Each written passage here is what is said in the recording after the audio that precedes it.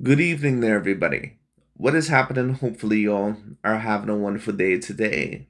So, when it comes down to it, I thought, of course, that I would review this sort of video and talk about the subject that I thought would be very particularly interesting. And this is going to be a video, once again, about Mr. Naoya Inoue, who, of course, is creating a great amount of sound waves or made a great impact, especially on his last fight in the sport against, his opponent Roman Cardenas. Now, of course, it was not really the most impressive performance in Inoue's career. He did get knocked down in the second round and possibly even lost a few rounds in that fight. Had a very tough fight. But when you also consider that Roman Cardenas, that first of all, he's not really as bad of an opponent as many people try to make him out to be. He can fight. He is a guy that has defeated some undefeated guys within that weight class. He does have decent power, and on top of that, he also, and I did not know this until a couple of people had mentioned it, but I had possibly even thought about this because he looked about 10 pounds bigger than Inoue, at least in terms of the fight. But apparently, he has fought at higher weight classes before, potentially even going all the way up to 130 from what I had heard, or at least at the very least 126. Now if any of you guys can corroborate that for me, then of course that would be greatly appreciated. But anyways, the point being is this. Inoue, of course, he's been on the pound per pound list for a very, very, very long time. He's been one of the most dominant fighters in the sport of boxing now, really for the past several years. But of course, there's always been a whole lot of debates about where Inoue truly belongs on that of the pound per pound list. And a certain amount of people come to my channel and they may see either my titles or my videos and they may think that I'm trying that, especially in my latest video, where I reviewed a video by that of Aki TV, they may think overall that I'm trying to discredit Naoya Inoue when in fact, oftentimes it is very much the opposite. Inoue, in my personal view, is within the top 3 pound per pound. I think that he is a tremendous fighter. And what that video really was, overall, was exposing a lot of the narratives that Aki TV is going to try to pull, or what some of these other guys are going to try to pull, because they don't want someone like an Inoue or a Usyk to be the number 1 pound per pound fighter. That's why I say that you got to be really careful, not just with old media, but a certain amount of these YouTube channels as well, because they may come across as quote unquote truth tellers when in all reality they really have a racial agenda. And when you talk about Aki TV and Dante's Boxing Nation and some of those other channels, you have to be very careful, because basically what their agenda is that we don't want a non-black fighter to be the number 1 pound per pound fighter no matter what. Now, of course, old media does at times do pandering to a certain degree, but some of the channels that I've reviewed in the past, like Dante and Aki TV, they're even worse. And the reason why they're even worse is because basically in their mind, or what they want to try to tell you, is that there's no debate that for the past 20 years that certain guys like Canelo Alvarez or Usyk or Inoue or certain guys like Vasily Lomachenko, that they've never even once debatably been there. And the only reason why they've ever been debated as the number 1 pound per pound is because of a quote unquote, racial issue and all this other stuff. And they just didn't want black fighters to be there. Well, listen, there are certain times to where they definitely will treat non-black fighters better in the media and also in terms of the rankings. Yes, that can be very true. But don't sit here and tell me that fighters like Lomachenko or Usyk or Canelo, possibly Inoue and a couple of others, that they did not possibly deserve the spot as the number 1 pound per pound. Because when you talk about all those are fighters that at one point in time have been debatably the number 1 pound per pound. Especially Lomachenko one time, Canelo Alvarez and Usyk. But that's why I reviewed that video. But anyways, I recently did a video talking about Inoue, where I stated that in my view, there's no doubt about it, that he's at the very least top 5 pound per pound, if not top 3. But of course, there was also a certain amount of people, that came in my comment section stating that Inoue, in their personal view, should be the number 1 pound per pound fighter. And why would you not have him either a number 1 or number 2? And this is going to be me explaining that kind of in my video, or in this video. And this is the thing, overall that I'm going to state. Inoue, in my personal view, because certain people may come on my channel and they may get the wrong impression. Inoue, in my personal view, is a fantastic fighter. He is a tremendous fighter.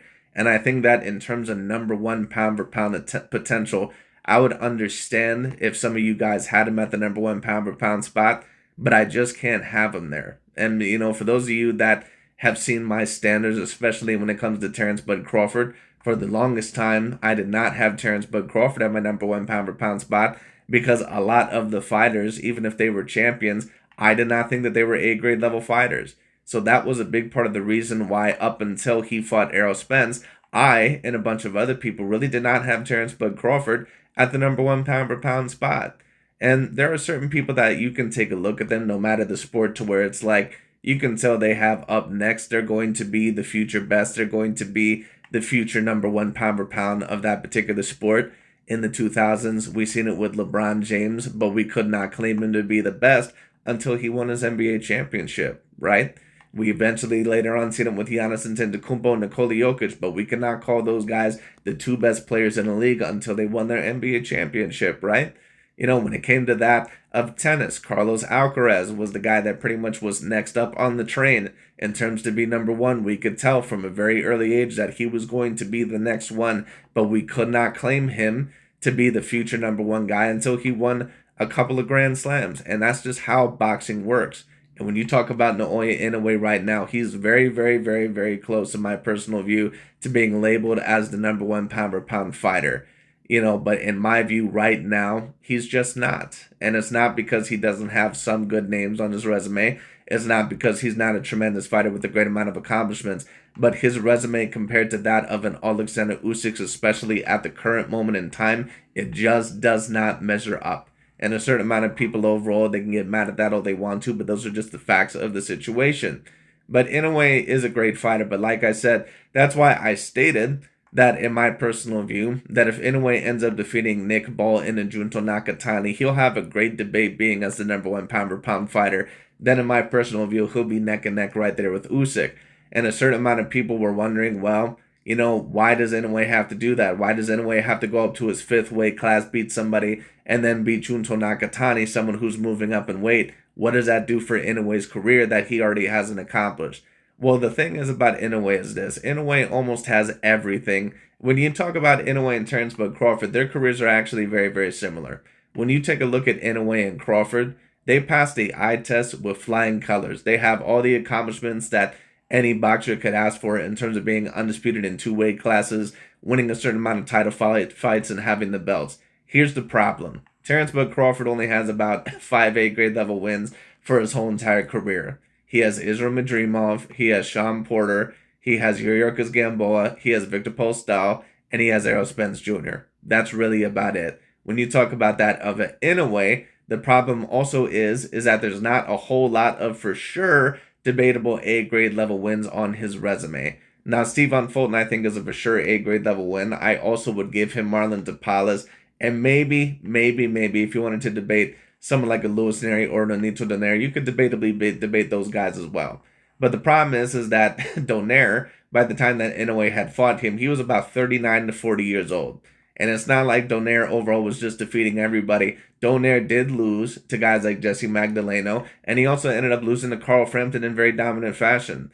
And although that was at a different weight class, Donaire was actually bigger than that of a Carl Frampton. Carl Frampton is not as big as that of a Nonito Donaire, and Carl Frampton was able to completely embarrass him. So that's why it's a little bit hard for people, including myself, to completely label that as a for sure A-grade level win. But what I would label once again as the A-grade level wins are the Marlon Tapales wins and also that of the Stephen Fulton wins. I think that those are both A-grade level wins. So when you talk about the Nick Ball and Junto Nakatani wins, what does that do for Inoue's career? Well, if he beats Nick Ball, that's another clear A-grade level name at a weight class, you know, and if he were at 122, it still would be an A-grade level win, you know, but unfortunately, Nick Ball is at a higher level weight class.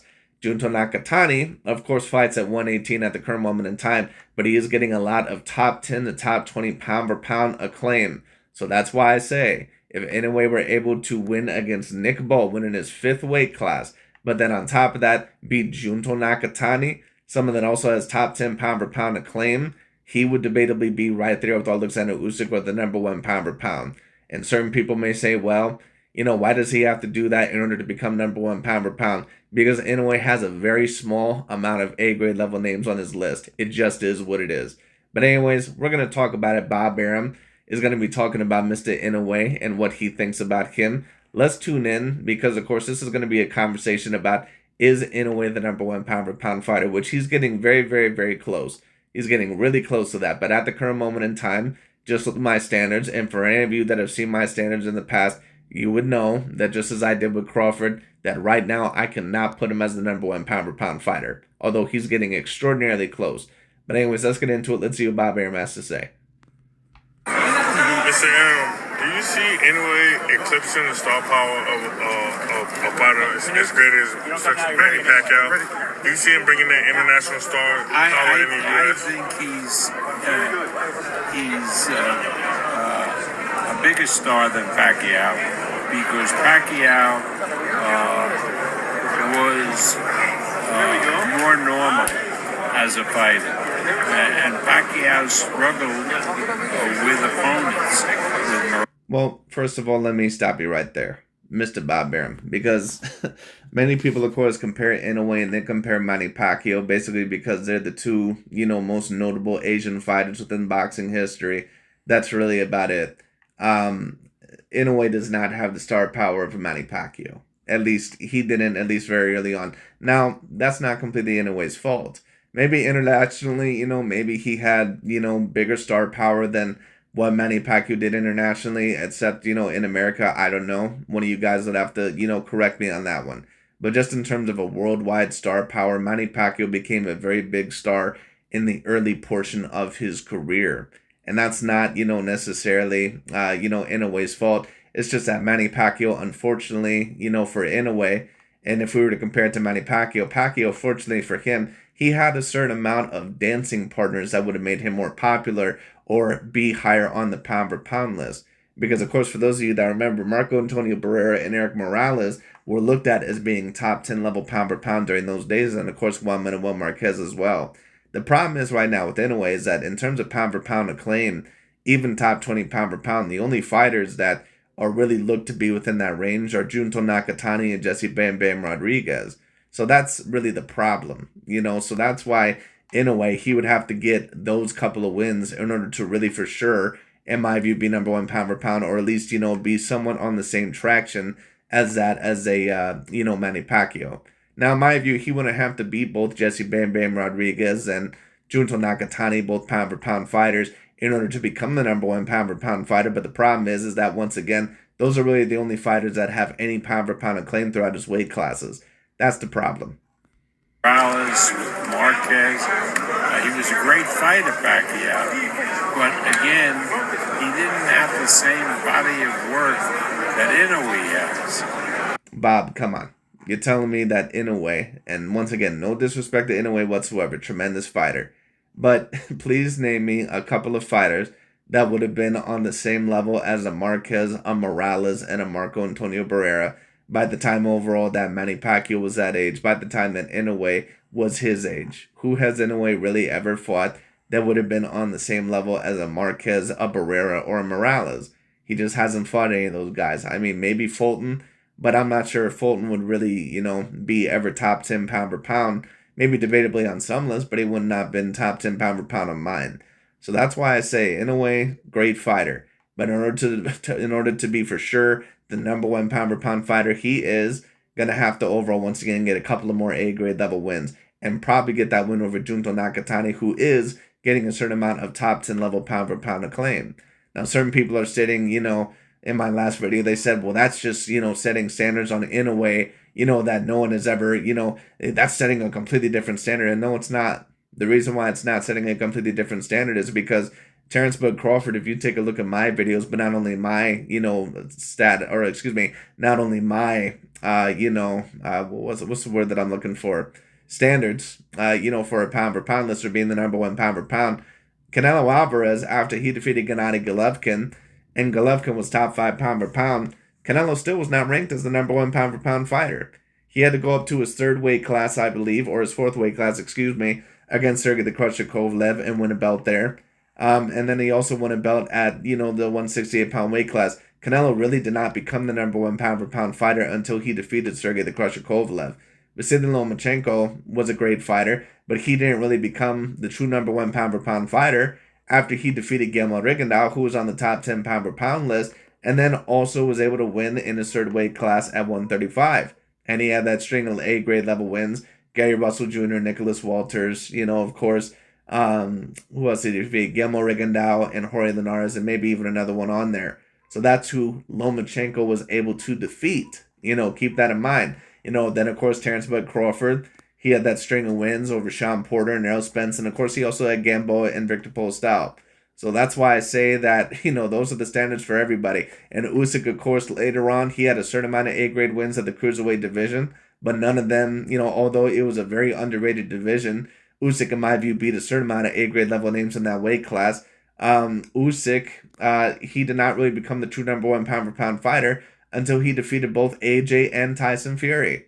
So when certain people are stating that these standards are being set for in a way that no one else is being set for. No, actually, that's not the case.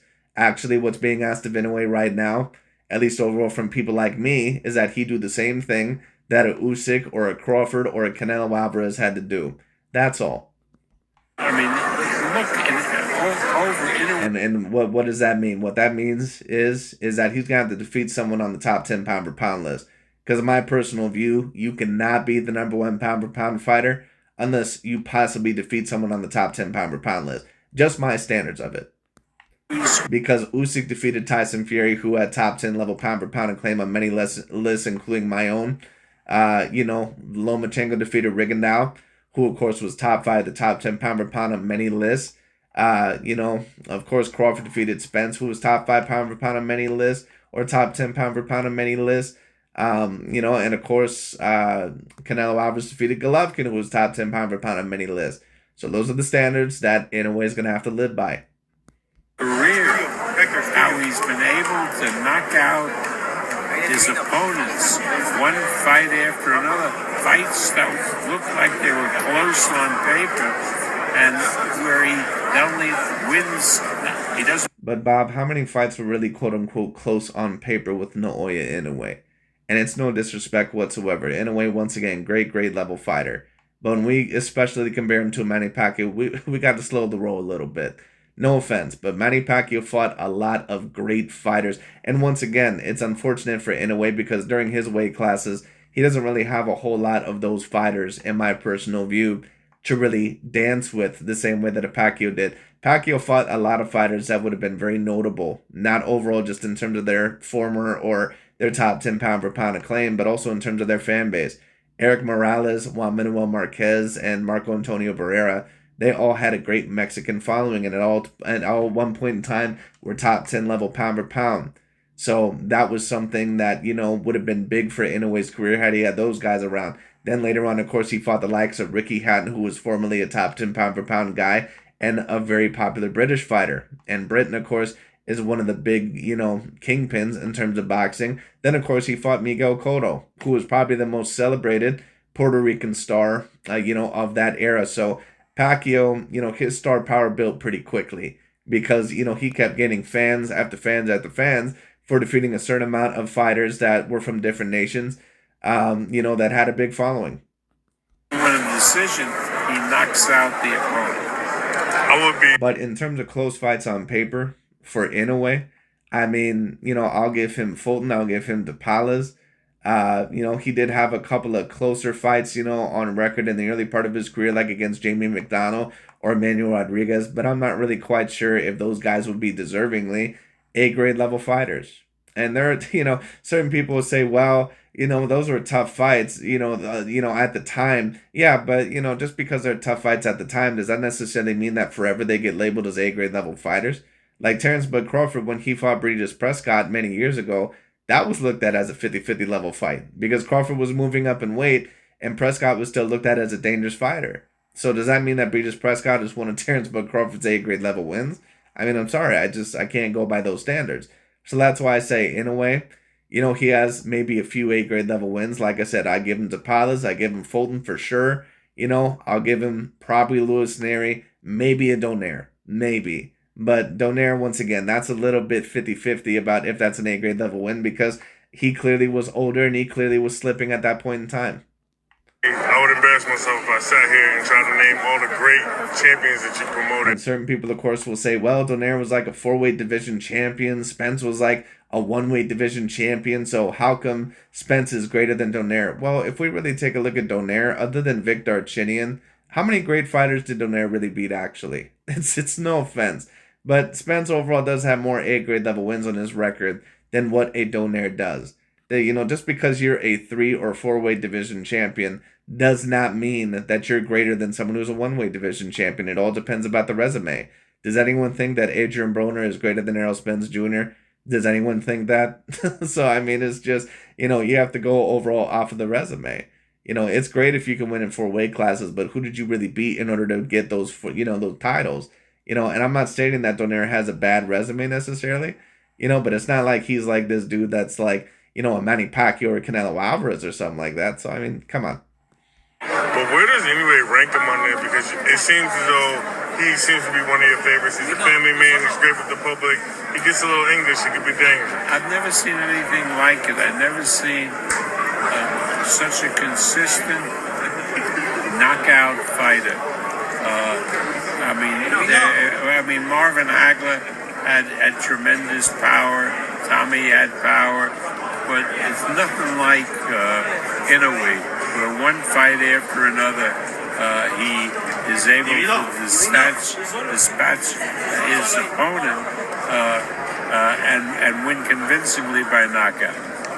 Who can he beat to make him #1 pound for pound? Like I said, in order for Inoue to be for sure #1 pound for pound, in my view, just because he has so little A grade level wins on his resume, in my view, compared to the amount of fights that he does have, I would have to state that once again, Junto Nakatani could debatably put him there and also win over Nick Ball. If he won over both of those guys, he would have a great debate. It would be very hard, in my view, not to debate Inoue as the #1 pound for pound.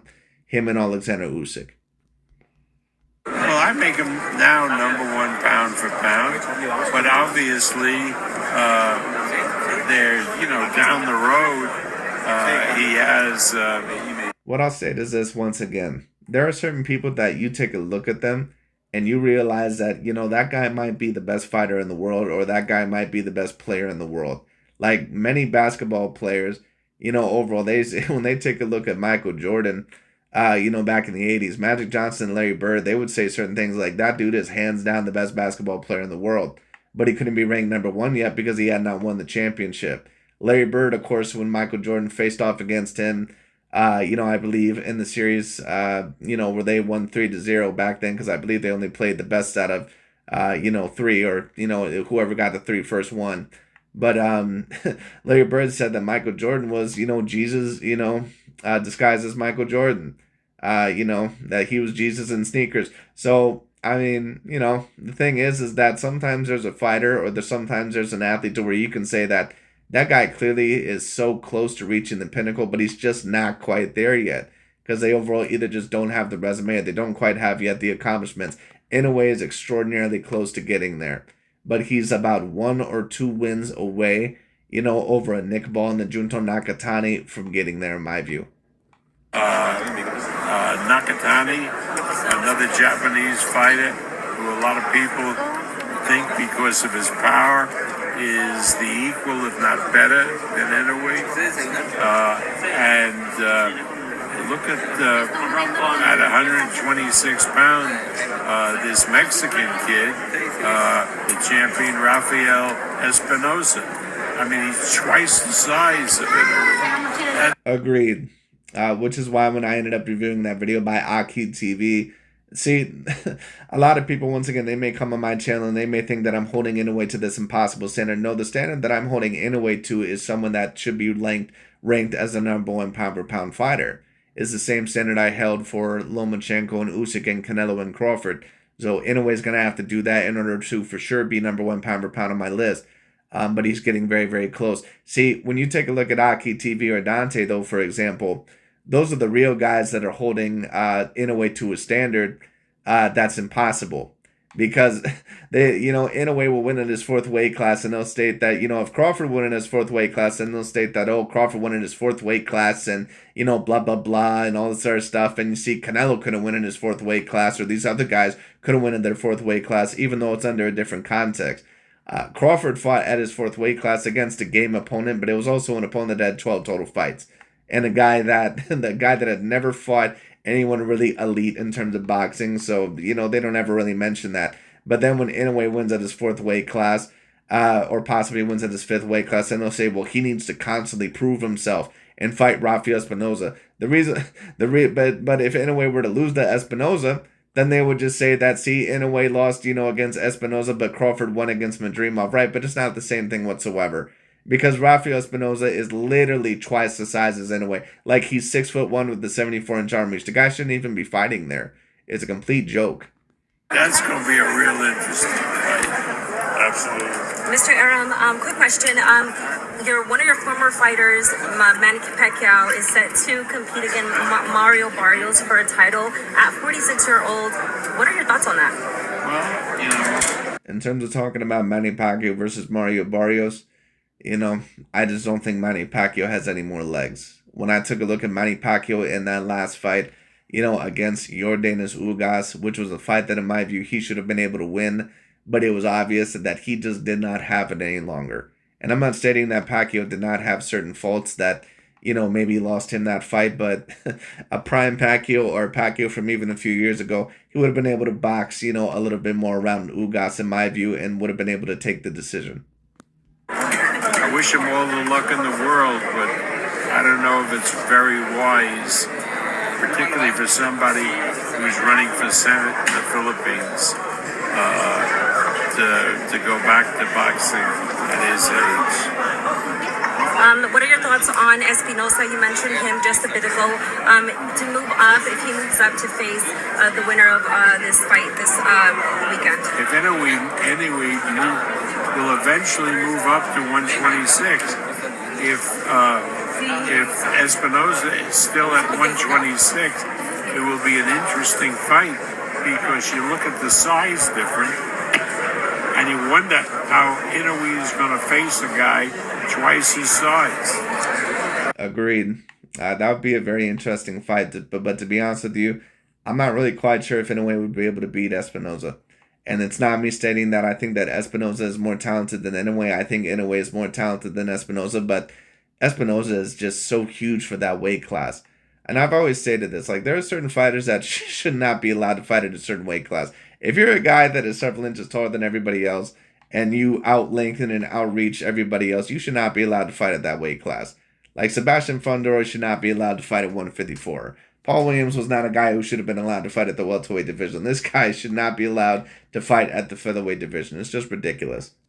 That's a pretty interesting thought. People are looking forward to that. And also my last question is, Eddie Hearn said that you were in talks with him for Norman to face Boots Enos.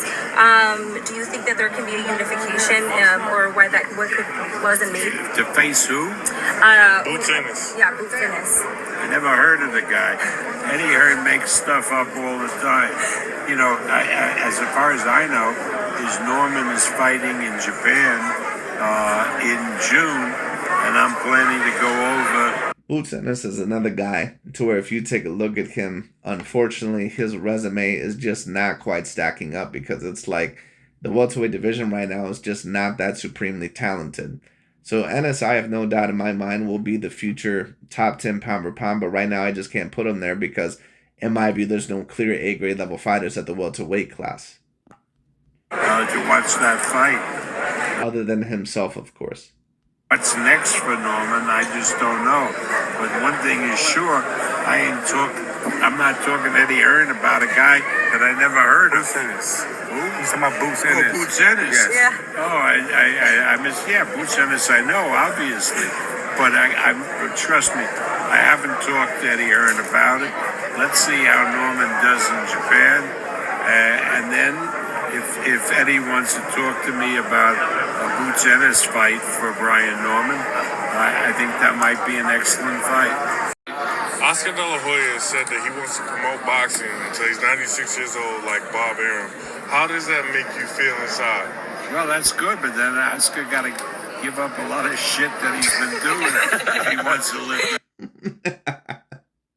So basically, what is Bob Arum saying right there? He knows that Oscar De La Hoya is a little bit too much in that party lifestyle and a little bit on that cocaine. And Oscar De La Hoya, there's been a lot of allegations about him over the years. But Oscar De La Hoya, and I'm not sure if it's because, he felt he lost some of the bigger fights in his career, but, Even some of the best fighters, they have a very hard time retiring, after their career. Especially if you were a golden superstar like what Oscar De La Hoya was. Of course, he was labeled as the quote unquote golden boy. It's very hard, overall to find your purpose in life when you're extremely gifted and one of the best fighters in the world. And you are labeled at times as one of the number one pound for pound fighters, at one point in time, or one of the top pound for pound fighters. And on top of that, you think that you found your purpose. And then, of course, it's always hard for athletes because, athleticism never lasts forever. So it's very hard, once they start to hit that hill.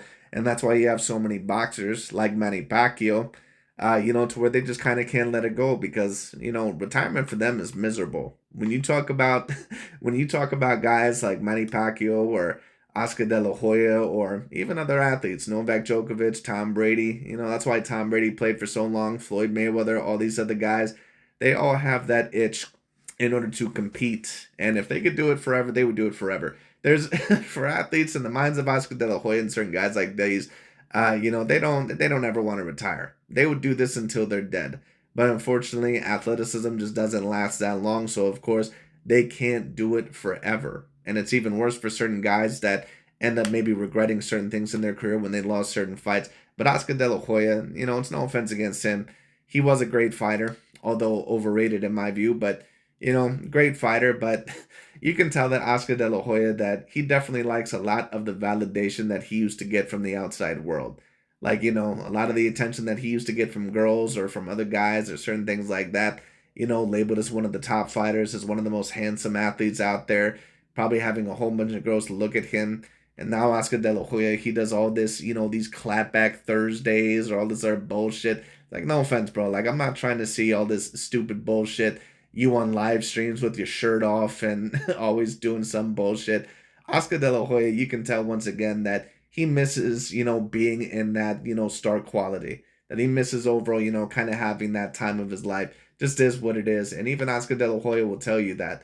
Oscar De La Hoya, I believe within a multitude of interviews, has stated that after retirement that he's been absolutely miserable. And that's why you got to be very careful seeking for a lot of external validation, because if you're not getting the validation that you think that you so deserve or that you're seeking within a whole lot of external validation, you will look for it in other areas to cope. Basically meaning what? Drugs, alcohol, sex addiction, certain things like that, or other things, other obsessions. And that's why we see Oscar De La Hoya or a lot of former boxers go to drugs, alcohol, all that other stuff. I have no doubt in my mind that Oscar De La Hoya, that, he's just pretty much, a validation whore. And, I get it. At the end of the day, at one point in time, he was one of the top fighters in the world. And not one of the top fighters in the world. Not just that, but one of the main faces of boxing, if not the main face of boxing. People forget that Oscar De La Hoya, that he was the main face of boxing pretty much throughout the latter 90s and the early 2000s, even over certain guys like Roy Jones Jr. or other guys. What's the secret? I mean, no, you got to live a certain kind of life. Not to be a monk or anything, but you can't party the way Oscar's been known to party. Thank you so much. Thank you so much. God bless you. But anyways, that pretty much is about it. And I agree with Bob Arum there. Oscar De La Hoya, he's just a guy that, unfortunately for him, he's miserable. And the feeling of that boxing career, he's never going to get that anywhere else. It's very hard for a lot of these athletes because, they basically compete for their whole entire lives, finally finding their purpose, and then one day they got to give it up because they just can't do it anymore. So every athlete eventually is going to have to come across, that playing field. And it's very hard for a lot of athletes to deal with that because they may regret certain things, or even if they don't regret certain things, they want to play forever. They want to, play football or basketball or box forever until they're dead. They don't want to quit. But unfortunately, usually by the time you're about 40 years old, sometimes even a little bit earlier than that, your body is already starting to give out on you. So Oscar De La Hoya, he's just a guy that, unfortunately for him, he's a little bit miserable. And he just wishes that, he could find something he's as good at as what he was in terms of boxing, and he just can't find it, which is why he's turned to alcohol and drugs and cocaine and, more than likely sex addiction, if you've heard anything about Oscar, and other things like that. But anyways, kind of to end the conversation, because of course this was about Mr. Naoya Inoue. Inoue, of course, great fighter, getting very close to being number one pound for pound. Do I think that he is at the current moment in time? Not quite yet, but I think that he's getting very close. He's getting really close to being there. Almost kind of like Giannis Antetokounmpo or Nikola Jokic when they were winning the multitude of MVPs or making the Western Conference Finals or Eastern Conference Finals. They weren't quite there yet, but you could tell that they were going to be next. That's where I think Inoue is right now. He just needs a couple of more A-grade level wins in order to for sure prove that he's that number one pound for pound fighter, especially over someone that is debatably top 10 level pound for pound. That is the importance of the Junto Nakatani fight or the Jesse Bam Bam Rodriguez fight, or going up to your fifth weight class and beating someone like a Nick Ball combined with the Junto Nakatani fight. The problem is that he just doesn't have as many dancing partners as what a Manny Pacquiao did, unfortunately for him. But we'll see what happens because Inoue is getting very close to being number one pound for pound. So we'll see. We'll see. But it's not really about the weight classes with Inoue because he's already won in 4 weight classes. He doesn't really need to win in any more weight classes. It's more about the A-grade level names. So that's why, unfortunately for Inoue, he might have to move up another weight class. But we'll see what ends up happening. But the Junto Nakatani fight, I think, is very realistic. The Jesse Bam Bam Rodriguez fight, it doesn't sound like they plan to make that fight until a few years later on down the line at least. And hopefully by then, Inoue still retains a lot of his star quality or his athleticism. But we'll see. But anyways, that pretty much is about it for today. We'll see what happens. Right now, do I believe that Inoue is the number one pound for pound fighter? Not quite yet, but he's getting very close. And the same standards that I hold for Inoue are the same standards that I held for Crawford and Usyk and Lomachenko and Canelo Alvarez, which is not necessarily that you have to win in 5 or 6 different weight classes, but you do have to have a string of A-grade level wins, for sure A-grade level wins, and beat someone on the top 10 pound per pound list. So those are the standards that I hold for Inoue just as everybody else. But anyways, that pretty much is about it for today. Thank you all so much for watching, and I'll talk to you all later.